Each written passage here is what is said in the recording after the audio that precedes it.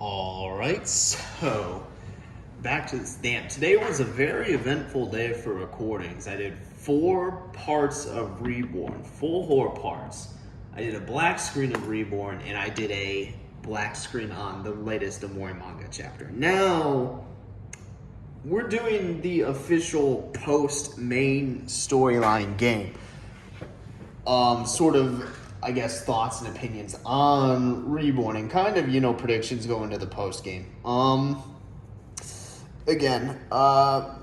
I have, first off, the first Reborn black screen was kind of on, basically, I'm taking a break, right? I finished the main game, I'm taking a break. I have other recordings and stuff I want to do, and I don't want to burn myself out just, just keeping on doing Reborn when I've kind of been pushing for it this whole time, right? So I'm taking a break.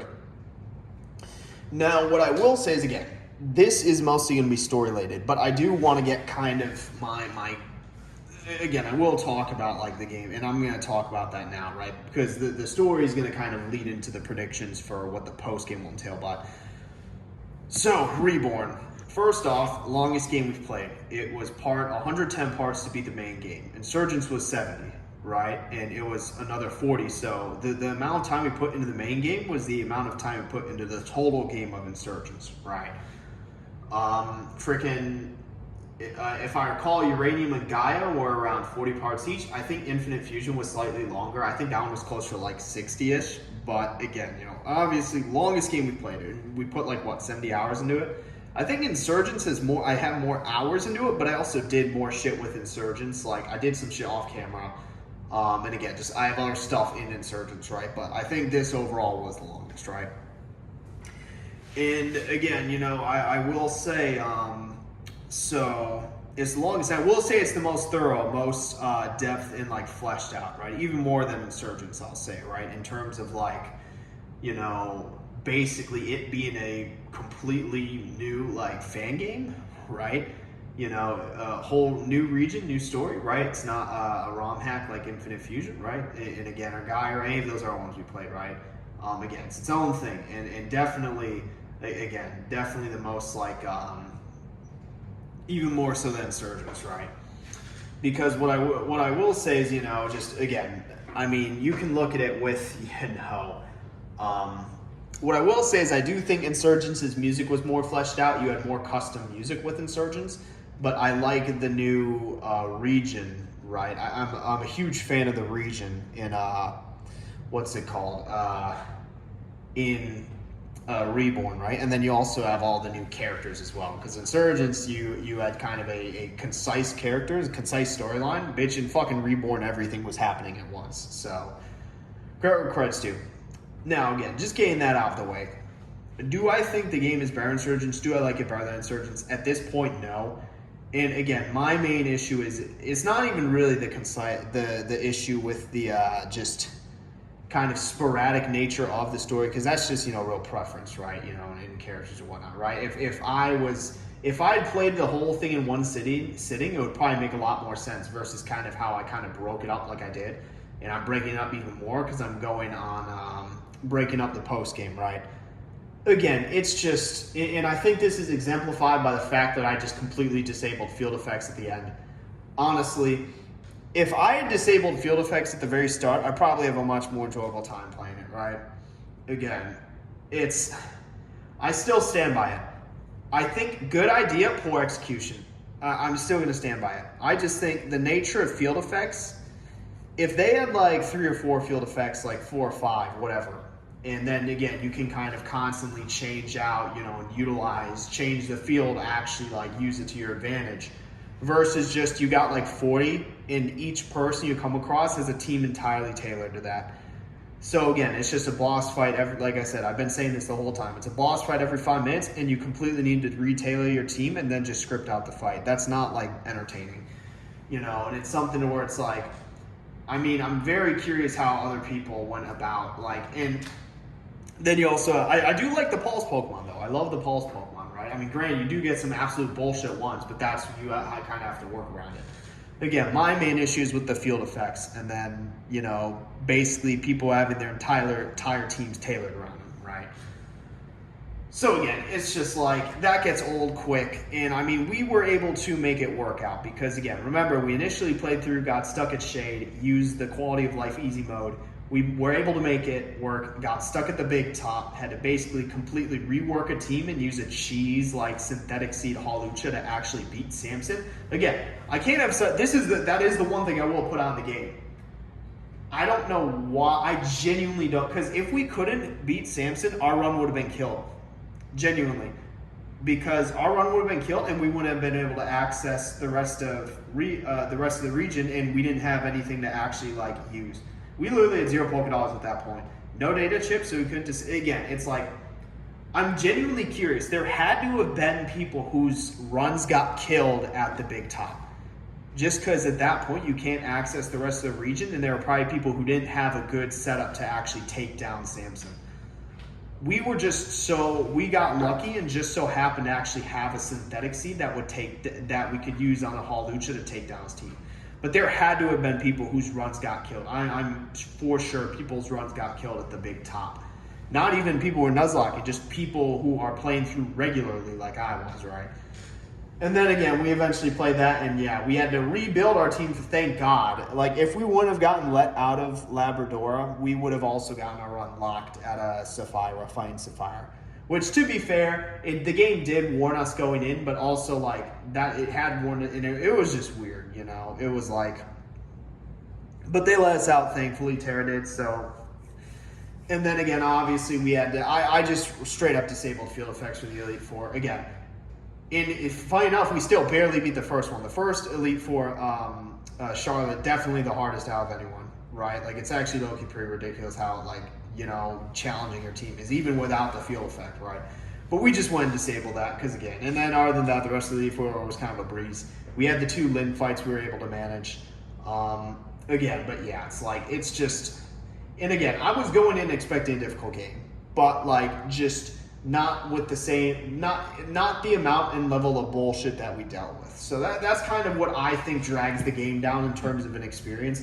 Again, if that's stuff that you enjoy, if you just like love dealing with that level of, like, again, I can't think of like a time in Insurgent. The only thing was, again, getting soft locked down in Infernal Base.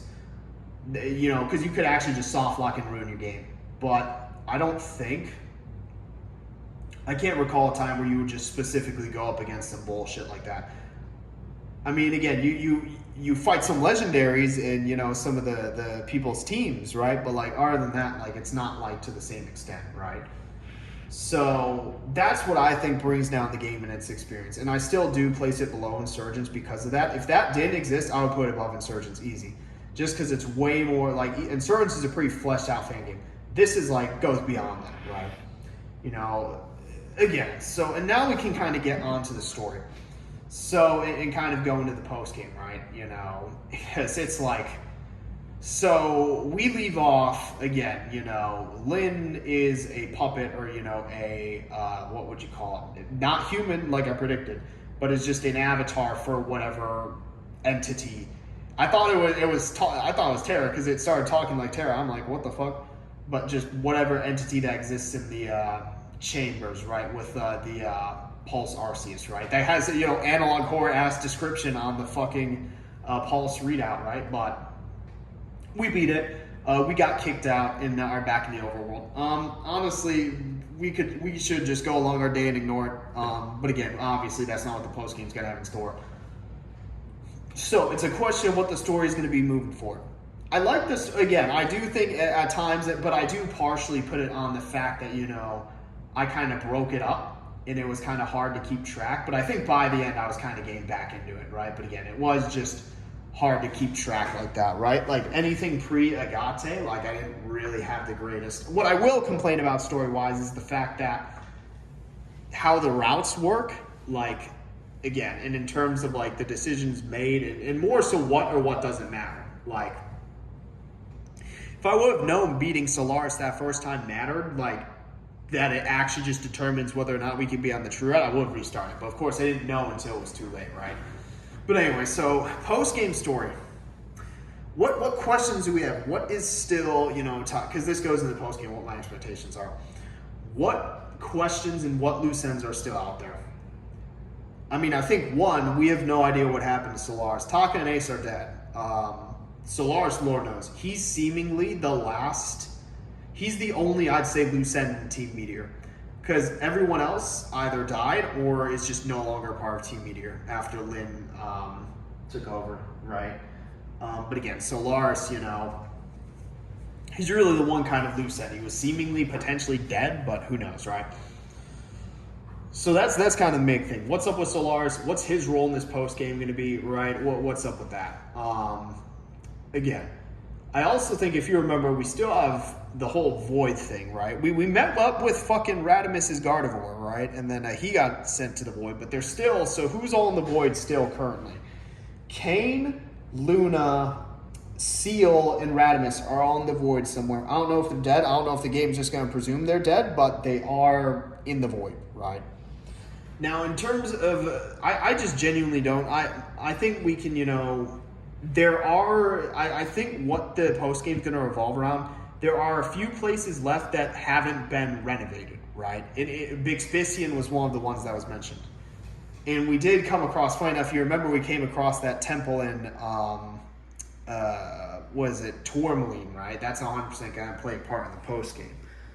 But again, it's something to where it's like, Jesus. From what we've seen, right, you know, from what we've seen, I'm thinking some of those underutilized like areas, there's going to be some aspects of the post game revolving around there. So I think Big Spissy and Rondo Crine's probably going to have some more stuff to it. Again, Tourmaline, I think, because we can finally go past the upper echelons or the upper portions of it, right? I think Labrador is going to have to get restored, right? So like some of that stuff, right? I don't know. What I will say is, again, we kind of got a little hint because if you recall, Anna with Jirachi, she somehow just has Jirachi. Again, mentioned stuff about this happening multiple times in a suspected time loop, or at least like some sort of like, you know, sort of parallel, right? You know, so I think that's kind of might be what the post game delves into. You know, maybe we go into like a version of the game in like past events or future events or something like that, right? I do think, what was it, the area that the Pulse Hypno had us in, right, is I think one that can be fleshed out. But again, it's like overall, I'm thinking, dude, I don't know if we're ever going to get a true, because I'm going to be honest, and I do kind of, it is very weird how they like ended the story on that note. I don't know if we're going to get a truth about like Lin or whatnot, or what Lin is, you know, or what that specifically is, right? Like, I have no idea. I don't know if it's ever going to be fleshed out or expanded upon, or if it's supposed to be open-ended, because it's just like, Lin came out of nowhere, fucked everything up, you know, it turns out to be just an avatar for a higher power, right?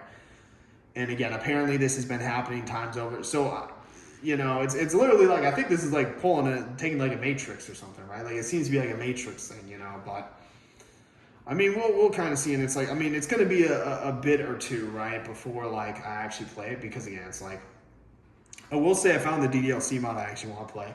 So I might play that before anything, but again, it's still like, I do want to play Poppy's Kindergarten 2, right? You know, some other stuff, right? Yeah, 2 and 3, because the third one comes out in like a week, but, you know, again, it's like really kind of the main thing there is just we'll see what this, we'll see what this all entails. Right, you know, I'm thinking, I do like the game. I do, like, I will say that. I liked the game, you know. I think, you know, it's something, this is like, here's what I'd say. If I had to recommend people to play, because I will say, I talked about how the order to which I think post-game should be, or fan games should be played. Uranium, I think, should be first. I think that's just a first fan game to get people into Pokemon fan games. Then Insurgents, right? I think this one comes after that. But if I had to recommend people play only one, I think it'd probably be this one. Because I think this has... I do think Insurgents is a more concise game. I think it's a more refined game. But I think this just has that much more to like offer to where I'd recommend people play, right? I mean, granted, I'd also say I'd tell them to use passwords and to not feel bad about cheating, right? Based on what the game brings to that, right? But again, you know... we'll see. We'll see what this entails, right? But for now, it might be another a hot minute before I actually continue. But with that, don't really have much else to say. So, yep, that's it for this one. See you in the next one.